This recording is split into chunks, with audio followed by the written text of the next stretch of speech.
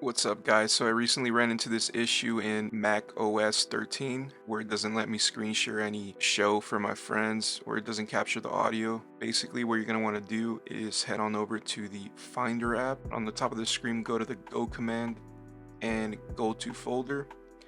And you're going to want to type in exactly how it is right here, /library/audio/plugin/HAL. You're going to want to click on the ACE.driver. Highlight the file, move to trash. I'm not going to show you this one because I really need this ACE.driver right now.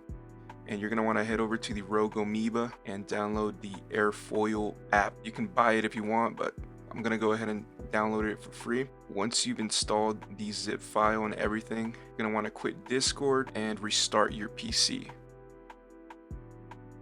Once Discord opens, we're going to want to head over to the user settings, click on voice and video, and go back down where it says screen share. And if it says you're all set to capture audio from applications, then you have successfully installed the ACE driver. Thank you very much for watching. Like and subscribe. Thank you.